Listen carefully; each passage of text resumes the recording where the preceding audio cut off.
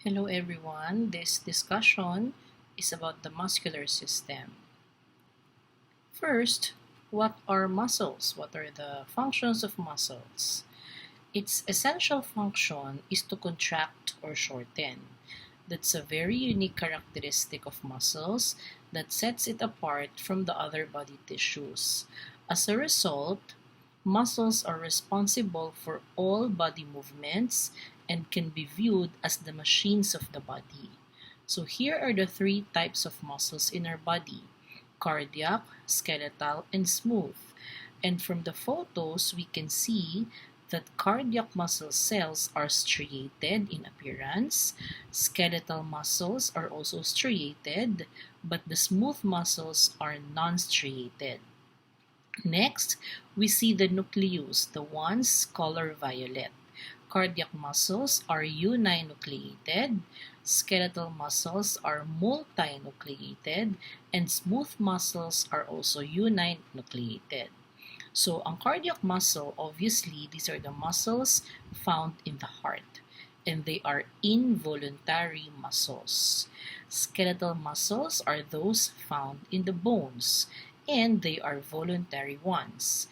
And the smooth muscles are found in all organs of the body, hollow organs, internal organs, except the heart. They are also involuntary. Here we can see again the comparison of skeletal, cardiac, and smooth muscles. More detailed description of their comparisons in terms of body location, cell shape, and appearance.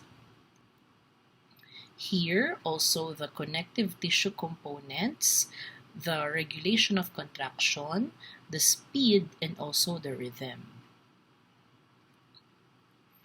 In this lecture, we will give attention to the skeletal muscles more because yung cardiac muscles will be discussed when we deal with the cardiovascular system, while the smooth muscles depende kung saan system nakabilong yung organ na yun. First, what are the functions of the muscle? We know that the muscles produce movement. Skeletal muscles are responsible for our body's mobility. It includes all types of locomotion, walking, swimming, and the like. Now, they pull on bones to cause movements. Muscles do not push. They enable us also to respond quickly to changes in the external environment. For example, yung speed and power ng muscles, it enables us to jump out of the way kung halimbawa nakita natin na parang mababangga tayo ng isang sasakyan. They also allow us to express our emotions with the silent language of smiling, frowning, and the like. They are also distinct from the muscles of the heart, which work to pump blood, and the smooth muscles of all organs, which forces substances to and from the channels. Second function of muscle is to maintain posture. We maintain an erect or seated posture even when we slouch, despite the never-ending downward pull of gravity. Third, muscles stabilizes joints. Because they pull on bones, they stabilize joints.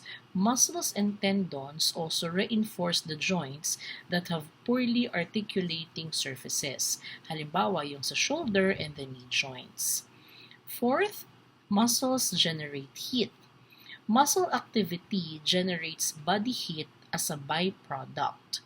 Kasi gumagamit yung power muscle contraction, ginagamit niya ang ATP. Nearly 3/4 of its energy escapes as heat. This heat is very vital sa pag-maintain ng ating normal body temperature, and the skeletal muscles account for at least 40% of body mass. So, it is this muscle type which is most responsible for generating heat. This now is the microscopic anatomy of a skeletal muscle. We will not deal with the specifics of this, as we will be dealing with other significant things to know when it comes to nursing. And one that is very significant to know are the functional properties of muscle cells. Ang muscle cell fibers, they have several specific functional properties that enable them to perform their duties. Unang-una, muscles are excited. Meron silang excitability.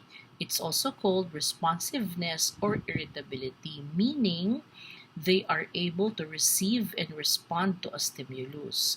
When they receive and respond to a stimulus, they will now contract.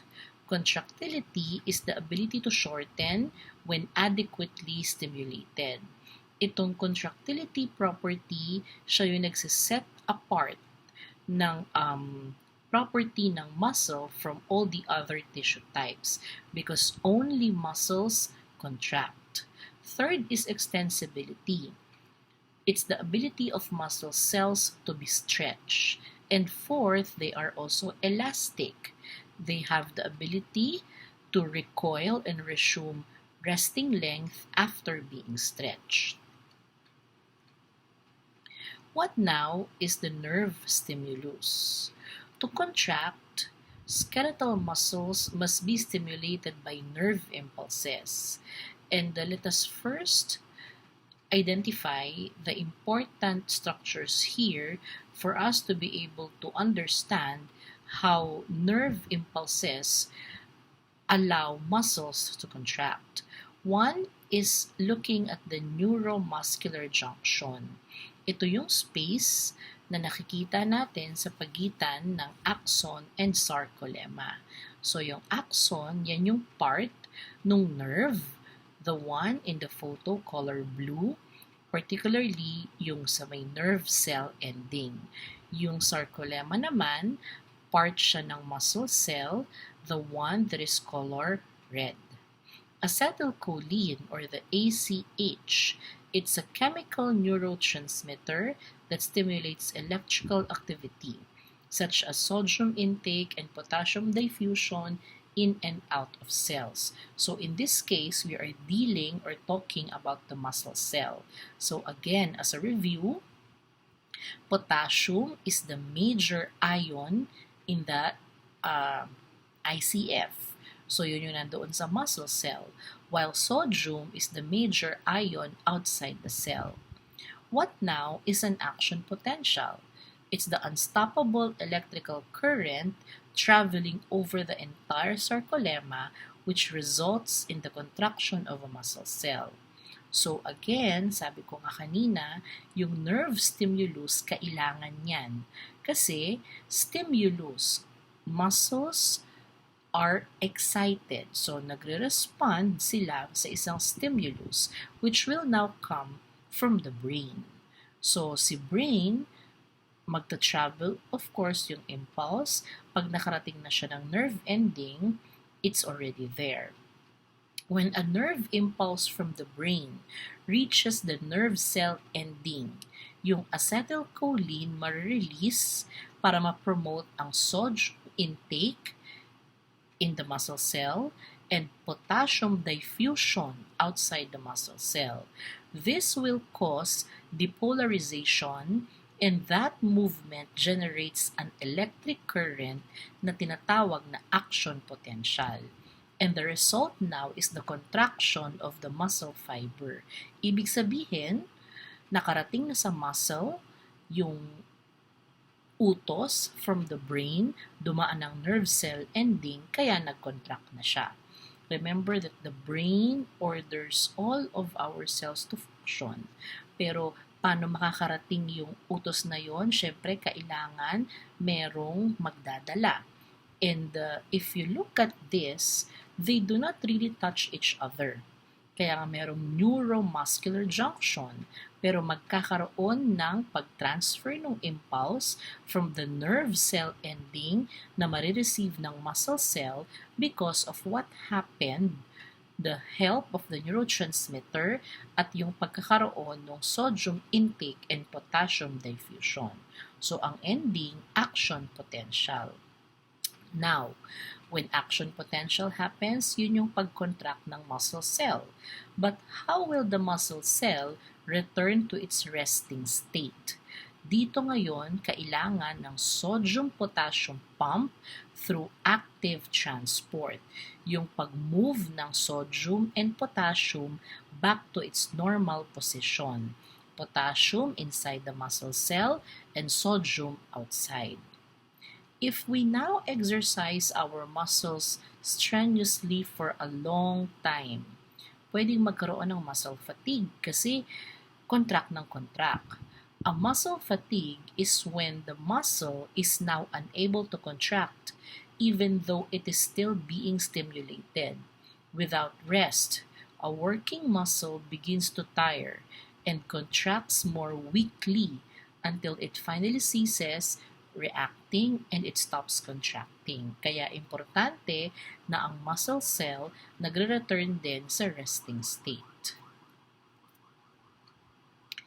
Amyotrophic lateral sclerosis, or ALS, is one homeostatic imbalances involving problems sa nerve stimulus. ALS, sa case na ito, yung motor neuron nagde-degenerate over time.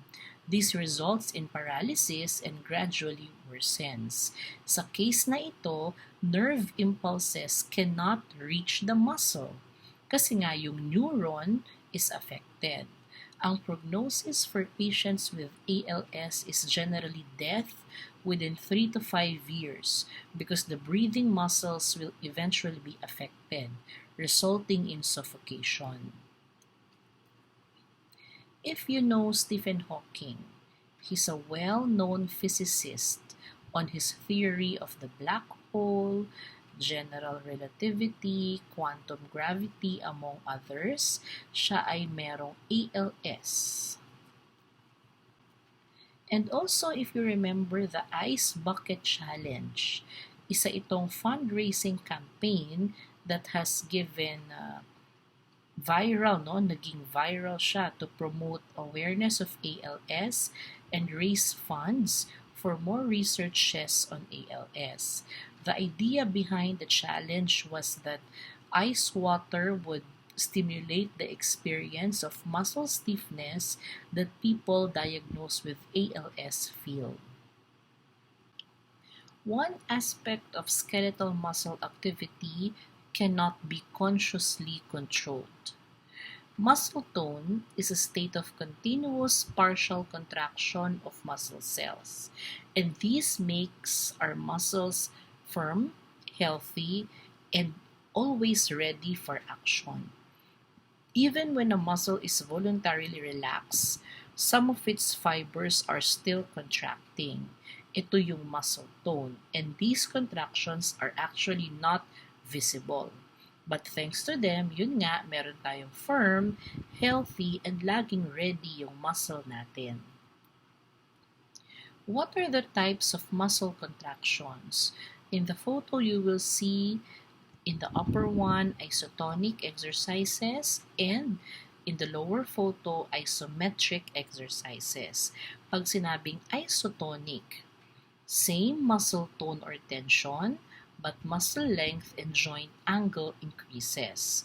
You bend the knee, you rotate your arms, you smile. Or in the photo nga, yung nagzuzumba, they are dancing. If you look at these exercises, the muscles just counteract gravity. Natural, no? Pero pag isometric, there is the same muscle measurement or length and same joint angle, but the muscle tone or tension increases. Kasi, unlike yung isotonic na gravity lang yung nilalabanan ng muscles, dito sa isometric, they counteract resistance. When you lift, may binubuhat ka. When you push against a wall, may tinutulak ka. So, merong resistance. The difference between isotonic and isometric lies with how they counteract gravity or not. Siyempre, pag isotonic, yung mga exercises na yan, no, tumutulong for strengthening of the muscles, pero hindi lumalaki yung muscle. Sa isometric, it also strengthens the muscle, pero dito lumalaki ang mga muscles. Kaya 'di ba ang mga weightlifters, ang mga bodybuilders, they really have visible muscles. Mas malalaki yung muscles nila, titigan mo pa lang, alam mo na. Kasi there is resistance, nag-i-increase yung muscle tone and tension. How do we now grade muscle strength? Meaning, gaano kalakas ang muscle, gaano kahina ang muscle. The perfect score is 5. The lowest score is 0. What are the differences? 5, the muscle is strong even if there is resistance. 4, there is a weak muscle with resistance. 3, gravity lang niya kaya. Pero pag may resistance, hindi na. 2, gravity lang, mahina na. 1 and 0, no movement. But sa 1, with muscle tone pa, 0, no muscle tone anymore. Para na siyang paralyzed, no? In the photo, we see how to check the muscles of the neck. And this is particularly the sternocleidomastoid muscle. So, yung first photo, you will see that the woman flexes the neck and extends the neck. So, flexion, extension. Ano ba ang nilabanan niya dito? Gravity lang. So, strong against gravity, masasabi mo na 3/5 siya. But that's not the perfect score. That's not the strongest. Kasi mas malakas yan kung kaya niyang labanan ng resistance. So, in the next photo, you will see na ginagalaw nung girl yung kanyang neck. But, someone is pushing back. So, naglalabanan sila.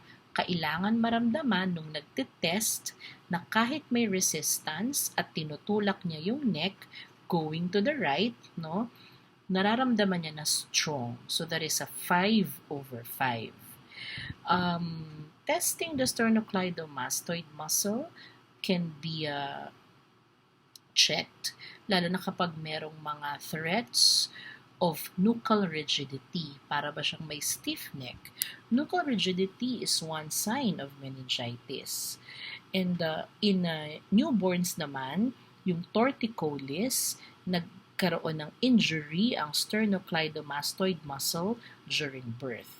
So, in some instances, maaaring i-check yung mga muscle strength grade to test kung gaano pa ka-effective and efficient yung sternocleidomastoid muscle.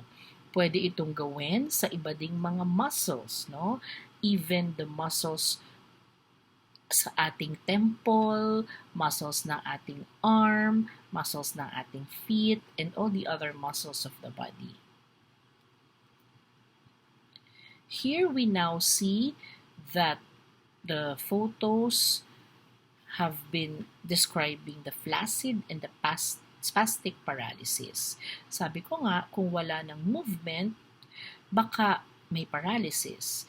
Paralysis is a loss of strength and control over a muscle or group of muscles in a part of the body.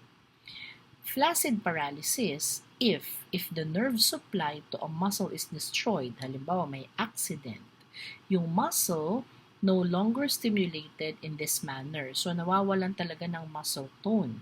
Kaya nga muscle strength grade of 0.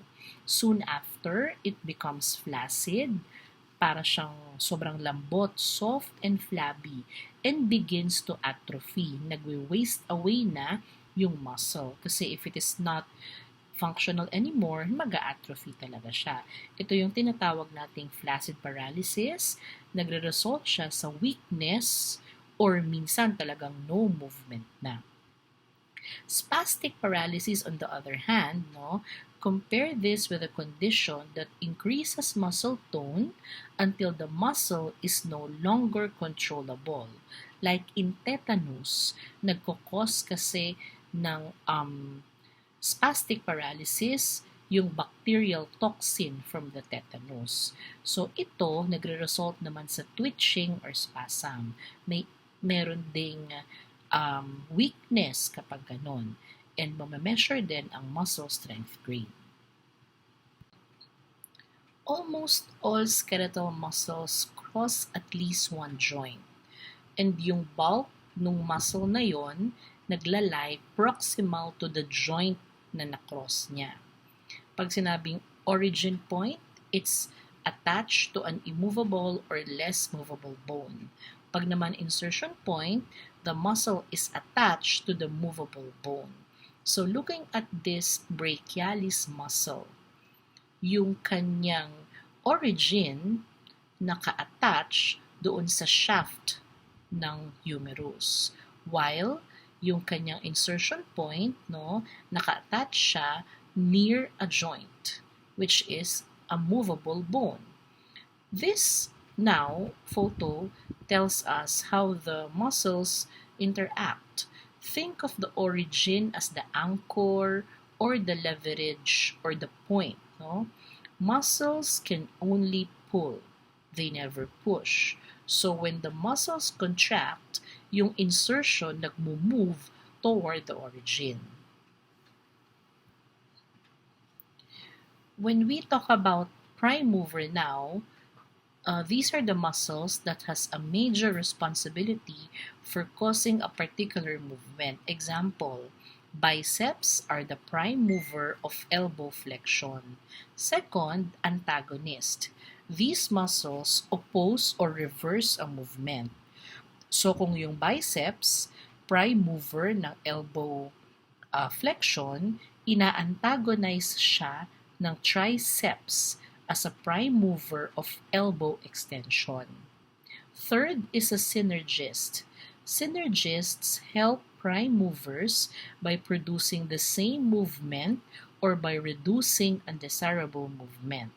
Example, yung flexor muscles of the fingers, they cross both the wrist and the finger joints. You can make a fist without bending your wrist. Kasi synergist muscles yon. They stabilize the wrist joints and they allow the prime mover to act on our finger joints. Fourth are fixator muscles. They hold a bone still or they stabilize the origin of a prime mover. So all the tension can be used to move the insertion bone. Ito yung postural muscles natin na nagsistabilize ng ating vertebral column. Now we describe the most common types of body movements: flexion, extension, hyperextension, rotation, abduction, adduction, circumduction, dorsiflexion, plantar flexion, inversion, eversion, supination, pronation, and opposition. Anong mga body parts yung kayang gumawa nito? In cephalocaudal order, syempre una, yung neck. And then, yung shoulder, elbow, wrists, fingers. And then the waist, the hips, the knees, and then the ankles and the finger toes. Try to act out each movement as you follow the photos. So, andito yung mga different body movements that the different joints of the body can perform. As a rule, merong 5 golden rules ang skeletal muscle activity. First, with a few exceptions, ang mga skeletal muscle nagko-cross at least one joint. And typically, yung bulk ng skeletal muscle naglalay proximal kung saang joint siya nag-cross. Third, all skeletal muscles have at least 2 attachments, the origin and the insertion point. Fourth, skeletal muscles can only pull, they never push. And last, when muscles contract, yung insertion point nagmo-move toward the origin. Going now to the skeletal muscles of the human body, Paano ba pinapangalanan ang mga muscle na ito? First is based on the direction of the muscle fiber. Example, yung mga muscles na mayroong pangalang rectus, ibig sabihin nun straight. Kapag naman ang pangalan ng muscle may oblique, the direction is slant. Second is the relative size of the muscle. If a muscle is named maximus, that's largest. Minimus, that's smallest. Kapag naman longus, it's a long muscle. Third, location ng muscle. For example, the temporalis muscle, it lies just above the temporal bone. And then yung frontal muscles, nag-overlie naman siya ng frontal bone. Fourth is yung number ng origin. Biceps means 2 heads. Triceps means 3 heads. Fifth is the location of the muscle's origin and insertion. Ang example nito, yung sternocleidomastoid muscle. Ang origin niyan is the sternum and the clavicle. Kaya sternocleido. And then yung kanyang insertion sa mastoid bone. Kaya sternocleidomastoid muscle. Sixth is naming skeletal muscles based on the shape of the muscle. Example, deltoid muscle. It means triangle. And last, naming skeletal muscles based on the action. If it's a flexor, it flexes. Kung yung pangalan niya extensor, it extends. And then may mga muscle na ang pangalan adductor, means it adducts. These are the different skeletal muscles of the anterior and the posterior body surface area which you need to familiarize. These muscles could raise and lower the arms, they could move the torso, help with breathing, they could move the foot, they could hold the head up high, straighten arms, and many others. Let us now try to check on some of the muscles of the human body from the head and the neck, the trunk, and the upper and the lower extremities. First, the muscles of the head and neck. So, ang frontalis, responsible to raise eyebrow, wrinkle forehead. Yung orbicularis oculi naman, close the eyes, squint, blink, and wink. Zygomaticus is when you smile. Orbicularis oris, closing the mouth or protrude the lips, kaya siya tinatawag minsan na kissing muscle. Moving the neck, sternocleidomastoid. Temporalis, synergist siya ng masseter to close the jaw. So, ang masseter muscle, it closes jaw. Buccinator, to whistle, to blow, and to chew. And yung trapezius, moving or nag-shrug yung shoulders. There are other muscles of the head and the neck in your book, so you have to read and study further on that. Muscles of the trunk. Yung pectoralis major, they adduct and flex the arm. And tumutulong din siya for breathing. Rectus abdominis, to flex the vertebra and compress abdominal contents. Na significant din if a woman is pregnant, so nagsistretch kasi siya. Same with the transverse abdominis. External oblique, they help flex the vertebra, rotate trunk, and bend laterally, while the internal oblique has the same function. So again, you have to read and study further on other muscles of the trunk. Next are the muscles of the upper extremity. The deltoid is to abduct the arm. Pero isang significant location ang deltoid for usual giving or administration of intramuscular injections. Biceps, flex and supinate forearm. Triceps, to straighten arm and antagonize the biceps and brachialis. Yung brachioradialis, nandiyan lang siya sa side ng forearm. And the muscles of the lower extremities, sartorius is to flex the thigh. Rectus femoris, extend knee and flex hip. Vastus lateralis, extend knee. So, pwede rin itong maging IM site, especially for infants kasi maliliit pa yung kanilang deltoid area. Vastus medialis to extend the knee. Gastrocnemius, it's a prime mover for plantar flexion. And tibialis anterior, dorsiflex and invert foot. And soleus, it's a strong plantar flexor also of the foot. That's the end of the muscular system. And again, review further on the different muscles, know their names, know their functions, which are found in the book.